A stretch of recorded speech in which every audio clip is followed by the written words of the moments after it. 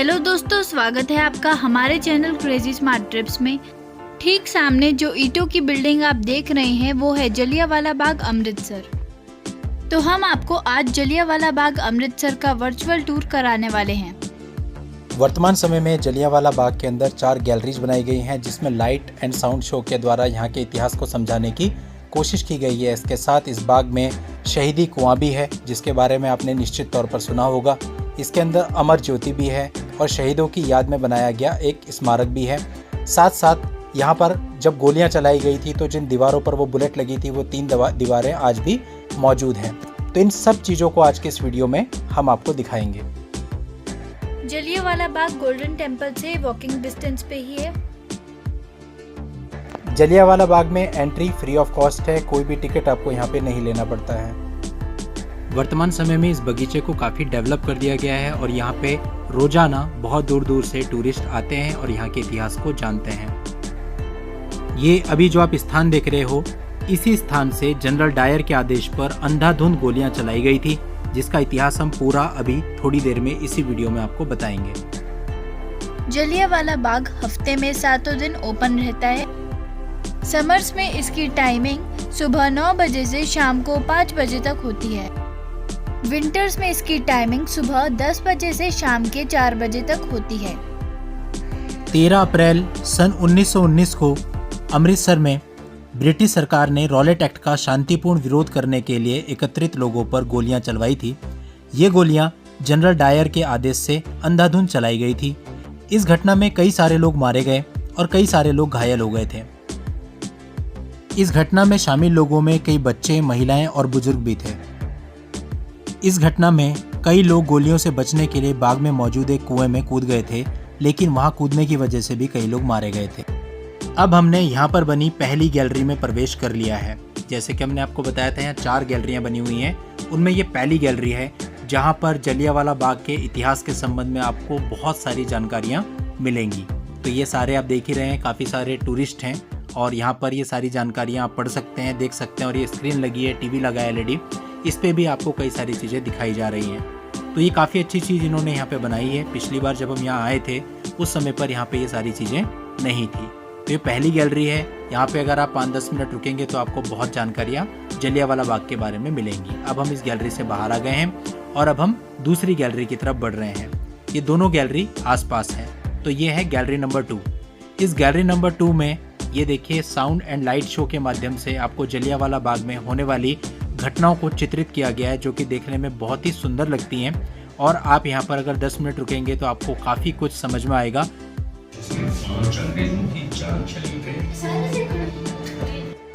और यहाँ पर आप साउंड एंड लाइट शो का मजा भी ले पाएंगे। वैसे तो इस गैलरी में आप कितनी भी देर रुक सकते हैं, लेकिन जब टूरिस्ट की भीड़ ज़्यादा हो जाती है तो गार्ड आपको थोड़ी देर रुकने के बाद यहाँ से जाने को कहते हैं। तो ये चीज़ आपको थोड़ा ध्यान रखनी होगी। तो चलिए आगे दिखाते हैं आपको इस गैलरी में और क्या क्या है। ये देखिए, यहाँ पे कुछ स्टैचूज बने और इसके साथ साथ यहाँ पर भी आपको जलियांवाला बाग के बारे में हिस्ट्री मिलेगी और उन लोगों के बयान मिलेंगे जो लोग यहाँ पे उस समय पे थे, जिन्होंने मंजर अपनी आंखों से देखा था। उनके बयान आप पढ़ेंगे तो आपको दिखेगा कि उनमें कितना ज़्यादा दर्द है और उस चीज़ को बयान करना लगभग नामुमकिन है। तो ये बयान यहाँ पे आपको दोनों तरफ लगे हुए मिलेंगे।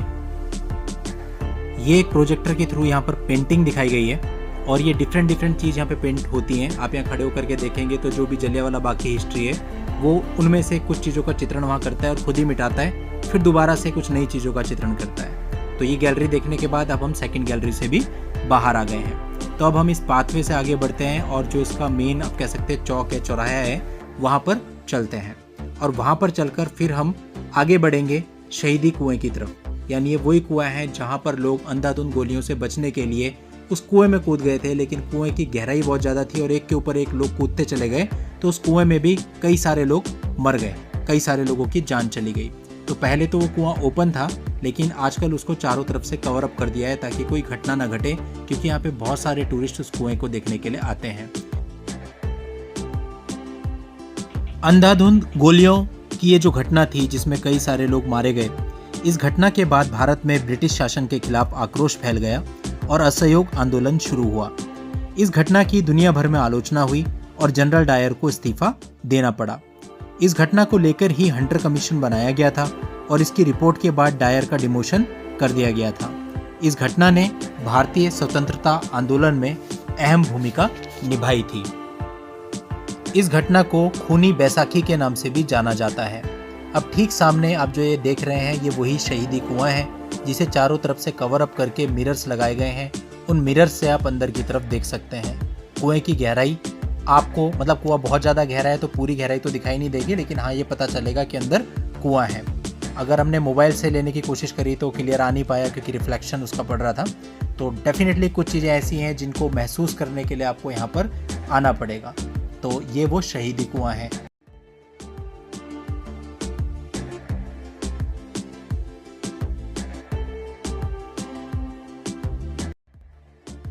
अब शहीदी कुआं देखने के बाद हम आगे बढ़ गए और ठीक सामने आप देखिए, आपको एक ईंटों की दीवार दिखाई दे रही है। जब जनरल डायर के आदेश पर यहाँ अंधाधुंध गोलियां चलाई गई थी तो इस दीवार पर कई सारी गोलियां लगी थी, जिसके निशान आज भी यहाँ पर मौजूद हैं। तो यहाँ पे हम बुलेट मार्क्स को देखेंगे। ये देखिए लिखा है यहाँ पर कि यहाँ पर जब बुलेट चलाई गई 28 बुलेट्स दागी गई थी जो इस दीवार पे लगी। उन्होंने अब तक भी उसको रिपेयर नहीं किया है, बल्कि उसकी मार्किंग की गई है कि कहाँ कहाँ पे बुलेट लगी थी। तो आप देख सकते हैं कि कितनी खतरनाक ये बुलेट्स रही होंगी और आप सोचिए कि लोग कितने हताहत हुए होंगे।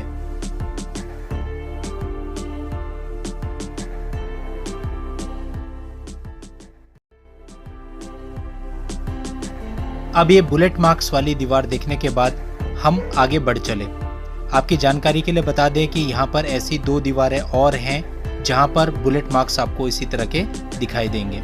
तो वो दीवारें भी हम आपको दिखाते हैं और यहाँ पर पाथवे बने हुए हैं जिन पाथवे से आप आगे बढ़ सकते हो। तो रास्ते में जो जो भी चीज़ें पड़ती जाएंगी वो हम आपको दिखाते रहेंगे।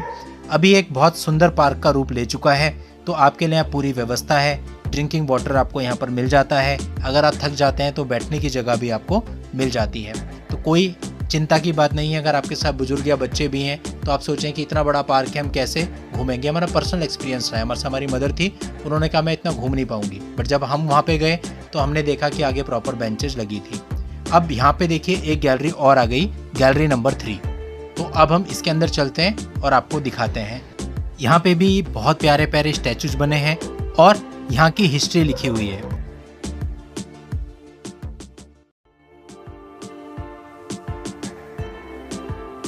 इसी गैलरी में थोड़ा आगे चल के आपको ये पिक्चराइजेशन दिखेगी। यहाँ पे एआई के थ्रू, एआई कैरेक्टर्स के थ्रू यहाँ के इतिहास को बताया गया। ये भी काफ़ी इंटरेस्टिंग चीज़ आपको यहाँ पर मिलेगी। तो यहाँ पर सारी चीज़ों को देखने के बाद, एआई पिक्चर को देखने के बाद हम इस गैलरी से भी बाहर आ गए और अब हम आगे की तरफ बढ़ते हैं और आपको दिखाते हैं कि इस पार्क में आपको और क्या क्या मिलेगा। देखिए, अमृतसर आने का जो बेस्ट टाइम है ना, वो अक्टूबर टू फरवरी है, क्योंकि यहाँ पर बहुत गर्म रहता है। अगर आप यहाँ पर मार्च, अप्रैल, मई, जून इन मंथ्स में आते हैं तो इतना गर्म होगा कि आप घूम ही नहीं पाएंगे। और जुलाई, अगस्त, सितंबर में बरसात होती है, मानसून होता है, तो तेज़ बारिश की वजह से आप घूम नहीं पाएंगे। तो सबसे बेस्ट टाइम जो आपका है वो है अक्टूबर टू फेब। तो उस समय आप यहाँ आएंगे तो आप यहाँ पूरा अच्छे से घूम पाएंगे। अब जब हम इस पाथवे से आगे बढ़ रहे हैं तो ठीक सामने आप देख रहे हैं वो ड्रिंकिंग वाटर है। यदि आपको पानी पीना है तो पानी पीने की भी यहाँ पर पूरी व्यवस्था है। पीने का पानी आपको यहाँ मिल जाएगा।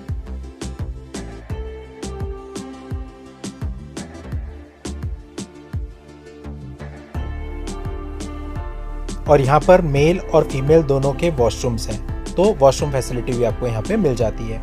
यहाँ पर सारी ही फैसिलिटी फ्री ऑफ कॉस्ट है।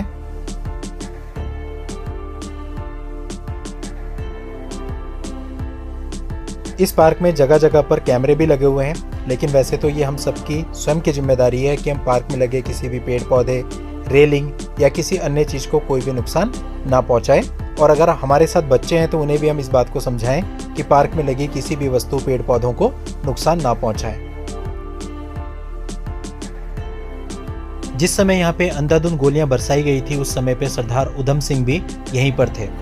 सरदार उधम सिंह ने इस घटना का बदला लेने का अपने मन में ठान लिया था। अब आगे जो आप ये दीवार देख रहे हैं, यहाँ पर भी गोलियां लगी थी, बुलेट मार्क्स हैं इस दीवार पर भी, और उन्हें रिपेयर नहीं किया गया है ताकि हमें पता चल सके कि उस समय एक्चुअल घटना क्या घटी थी। देखिए, जो भी ये वाइट मार्किंग हो रखी है, इन सब जगहों पर बुलेट्स लगे थे। तो देखिए, स्टार्टिंग में जहाँ पे हमने पार्क से एंट्री की थी, मैंने आपको वो स्थान दिखाया था जहाँ से गोलियाँ चलाई गई थी और कितना दूरी पर है, उसके बाद भी कितना ज़्यादा डैमेज हुआ है।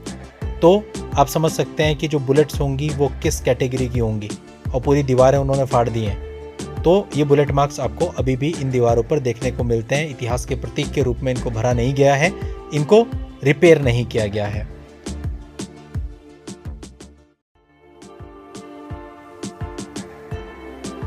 अंधाधुंध गोलियां चलाने का जो आदेश दिया गया था वो रेजिनाल्ड डायर ने दिया था, और बीमारी के कारण 1927 में उसकी मृत्यु हो गई थी। लेकिन 13 मार्च 1940 को लंदन में जाकर सरदार उधम सिंह ने जनरल डायर की हत्या कर दी थी। इनका पूरा नाम था माइकल ओ डायर, यानी कि बदला लेने के लिए उधम सिंह जी ने माइकल ओ डायर की हत्या की थी। ये दोनों जनरल डायर अलग अलग व्यक्ति थे, इसमें कई बार कंफ्यूज हो जाते हैं लोग। अब हम इस पाथवे पर मुड़ गए। यहाँ पर वो तीसरी दीवार है जिसके ऊपर बुलेट्स लगी थी और नुकसान हुआ था। तो ये दीवार भी हम आपको दिखा देते हैं। यानी टोटल यहाँ जलियांवाला बाग में ऐसी 3 दीवारें हैं जहाँ पर बुलेट्स लगी हैं। तो 2 तो हम आपको दिखा चुके हैं, ये 3rd दीवार है। तो इस दीवार पे भी जो बुलेट मार्क्स हैं उनको रिपेयर नहीं किया गया है। ये आप देख सकते हैं, ये वाइट जो स्क्वायर के अंदर या रेक्टेंगल आप कह लीजिए, इनके अंदर जो निशान है ये सारे बुलेट्स के निशान हैं। जिस स्थान से गोलियां चलाई गई थी उस स्थान से ये वाली दीवार सबसे पास में है, इसलिए यहाँ पर आप देख रहे हैं ज़्यादा खतरनाक निशान है, ज़्यादा गहरे और बड़े निशान हैं। अब आप सोचें कि इतनी मजबूत दीवारों पर अगर ऐसे निशान हैं तो जिन लोगों को ये गोलियां लगी होंगी वो मंजर कैसा होगा, उन्हें कितना नुकसान पहुंचा होगा। यहाँ पर बताया गया है कि कितने बुलेट्स लगे थे, 28 बुलेट मार्क्स बताए गए हैं इस दीवार पर भी। अब हम आगे बढ़ते हैं और यहाँ पर ये एक शहीदों की याद में स्मारक बनाया गया है। इस स्मारक के चारों तरफ एक पॉन्ड सा है, तालाब सा है, और इस तालाब के अंदर कमल के फूल खिलते रहते हैं। अभी हम आपको दिखाते हैं, ये देखिए, इस तरह के फ्लावर्स मैंने पहले कहीं नहीं देखे थे। यहाँ पे हमें देखने को मिले कि इस स्मारक के चारों तरफ ये जो पॉन्ड है इसमें ये कमल के फूल खिल रहे हैं, बहुत ही सुंदर दिखने में प्रतीत होते हैं। अभी हम यहाँ पर कैमरा घुमाते हैं और आपको दिखाते हैं पास से भी, ये देखिए कितने सुंदर। तो यहाँ पर खड़े होकर के आप प्राकृतिक नज़ारों का आनंद भी ले सकते हैं और कुछ इंस्टाग्राम वर्दी फोटोग्राफ भी खींच सकते हैं। यहाँ की मेमोरीज के रूप में कुछ फोटोग्राफ्स खींच करके अपने साथ ले जा भी सकते हैं।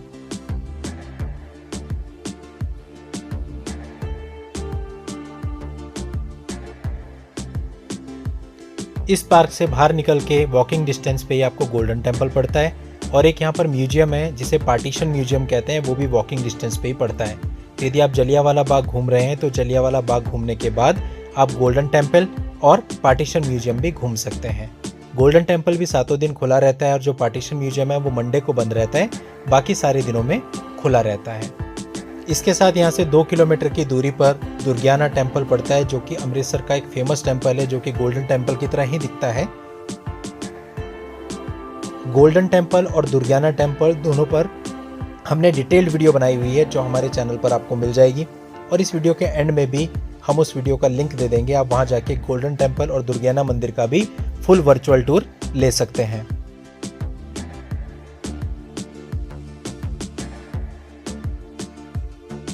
तो यहाँ पर अगर आप फैमिली के साथ आएंगे तो बहुत एंजॉय करेंगे, आपके साथ बच्चे हैं तो वो एंजॉय भी करेंगे और अपना इतिहास जानने में उनको मदद भी मिलेगी। स्पेशली जो छोटे बच्चे होते हैं 5th, 6th, 7th क्लास के, वो अपनी स्कूल्स की बुक में भी ये सब पढ़ रहे होते हैं, तो वो इससे खुद को रिलेट भी कर पाएंगे। हमारे साथ भी हमारी बेटी है जो कि फ़िलहाल 9th क्लास में है, लेकिन वो भी इन सब चीज़ों से खुद को रिलेट कर पा रही है क्योंकि उसने ये सारी चीज़ें रिसेंटली कुछ ही समय पहले पढ़ी हैं।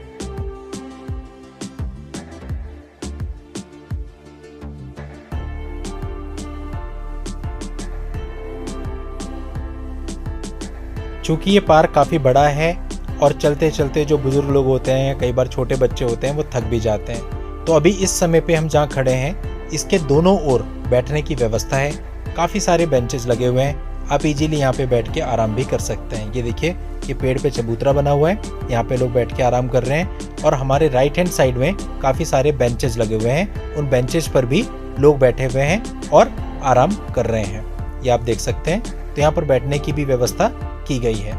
इसके साथ पार्क में जगह जगह पर सिक्योरिटी गार्ड भी मौजूद हैं जो प्रॉपर ड्रेस में हैं और वो रोकते हैं आपको अगर आप कुछ गलत करते हैं। इस साइड भी देखिए, ठीक सामने ड्रिंकिंग वाटर लिखा हुआ है, मींस ड्रिंकिंग वाटर के भी यहाँ 2 प्लेस हैं।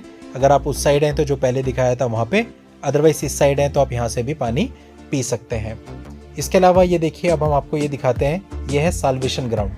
तो साल्वेशन ग्राउंड में भी काफ़ी सारे ये आपको इस तरह के चित्रण देखने को मिल जाएंगे कि किसने क्या स्टेटमेंट्स दी थी, वो सारी आपको यहाँ देखने को मिलेगी। तो ये भी काफ़ी सुंदर है। तो यहाँ पे भी आप आ सकते हैं और यहाँ पे भी एक पेड़ है, इस पेड़ के नीचे बैठ के कुछ देर आप आराम भी कर सकते हैं। और अगर शाम का समय है फिर तो आप यहाँ कहीं पे भी बैठ सकते हैं। धूप है तो फिर डेफिनेटली आपको ऐसी जगह देखनी है जहाँ पे पेड़ वगैरह हो। तो ये साल्वेशन ग्राउंड है, तो यहाँ पे भी आप अपना कुछ समय गुजार सकते हैं। और यहाँ पे जो शहीद रहे हैं, जो लोग रहे हैं उस समय के गवाह, उनके जो बयान है, उन्होंने क्या कहा है, वो पढ़ करके यहाँ के बारे में और जानकारी भी ले सकते हैं। अब हम साल्वेशन ग्राउंड से नीचे आ गए और अब हम आगे की तरफ बढ़ते हैं। ये देखिए राइट हैंड साइड पे भी कितना बड़ा एक लॉन टाइप का है, जो देखने में बहुत ही अच्छा लगता है। जो आप ये रेलिंग देख रहे हैं ना, ये रेलिंग लकड़ी की है। तो मैंने यहाँ देखा कि अनफॉर्चुनेटली कुछ लोग इस पे चढ़ रहे थे, कुछ इस पे टेक लगा करके फ़ोटो खींच रहे थे, जिसकी वजह से रेलिंग हमारे सामने एक जगह पे टूट गई, जो कि बहुत ही गलत कृत्य है। अगर आप ऐसी जगह पे आ रहे हैं तो ऐसी ऐतिहासिक धरोहर को हमें संजोना चाहिए, ना कि उसको तोड़ने में, नष्ट करने में अपना योगदान देना चाहिए। तो इस बात का हमें खास ख्याल रखना है कि अगर हम इसके लिए कुछ कर नहीं सकते हैं तो एटलीस्ट इसको नुकसान भी ना पहुंचाएं। तो अभी तक इस वीडियो में मैं आपको 3 गैलरीज दिखा चुका हूं। अब एक लास्ट गैलरी बची है, गैलरी नंबर 4। तो अब हम गैलरी नंबर 4 की तरफ बढ़ रहे हैं, जो कि एग्जिट गेट के पास में ही है। गैलरी नंबर 4 देख करके उसके बाद आप इस पार्क से एग्जिट होकर के जो गोल्डन टेम्पल के पास बनी मार्केट है वहाँ पर आप निकलेंगे और वहाँ से फिर आप वॉकिंग डिस्टेंस है, पैदल पैदल चलते हुए गोल्डन टेम्पल तक पहुँच सकते हैं। तो अब मैं आपको अगली गैलरी दिखाता हूँ। ये देखिए दूर से शहीद स्मारक का दृश्य। तो अब हम यहाँ से आगे बढ़ेंगे। यहाँ से जब हम आगे गैलरी की तरफ बढ़ेंगे तो रास्ते में ही हमें अमर ज्योति भी दिखाई देगी। तो अमर ज्योति में अगर आपको जाना है उसके पास में, तो आपको अपने शूज निकाल के जाने हैं, ये आपको ध्यान रखना है। ये देखिए वो जगह है, सामने अमर ज्योति जल रही है। देखिए जो लड़का आ रहा है वो नंगे पैर आ रहा है और ये कारपेट से इसीलिए बिछाई गई है ताकि आपको गर्म ना लगे। ये आपकी गैलरी नंबर 4 है, जो कि लास्ट गैलरी है इस पार्क की। तो इसके अंदर भी हम चलते हैं और देखते हैं कि इस गैलरी के अंदर क्या है। गैलरी के अंदर फुल्ली एसी लगाए गए हैं आप लोगों की सुविधा के लिए, आपको ताकि सफोकेशन ना हो, क्योंकि कई बार भीड़ ज़्यादा हो जाती है। यहाँ पे आपको उन सारे शहीद लोगों के, उन सारे स्वतंत्रता सेनानियों के चित्र मिलेंगे। साथ ही शहीद उधम सिंह की तस्वीर यहाँ पर लगी हुई है। ये देखिए शहीद उधम सिंह जी की तस्वीर है और ये कलश है और ये उनका बयान है। तो भारतवर्ष को आज़ाद करने के लिए बहुत बलिदान दिए गए हैं। अब ये देखिए यहाँ पर पिक्चराइजेशन है, ये भी बहुत अच्छी है। सरदार भगत सिंह जी आप लोगों को यहाँ पर दिख रहे होंगे। तो यहाँ पे भी खड़े होके आप साउंड एंड लाइट शो का आनंद ले सकते हैं, समझ सकते हैं, जो कि आपको देखने में बहुत ही अच्छा लगेगा।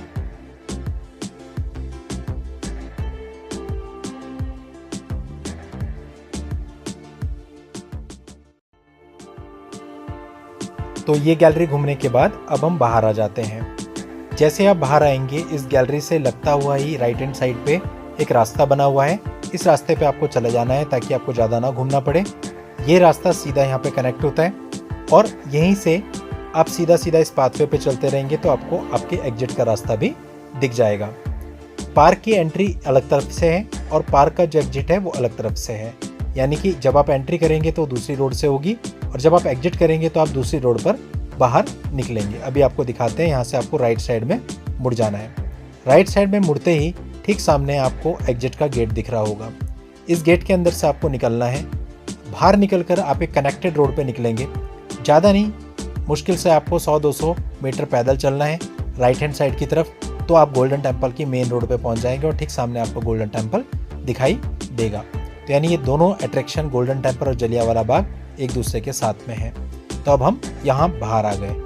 बाहर आकर के मार्केट है, यहाँ पे आपको बहुत कुछ मिलेगा जो कि आप खरीद सकते हैं बच्चों के लिए, अपने लिए। ये एक बहुत ही अच्छी मार्केट है और यहाँ पर आप स्ट्रीट फूड का आनंद भी ले सकते हैं।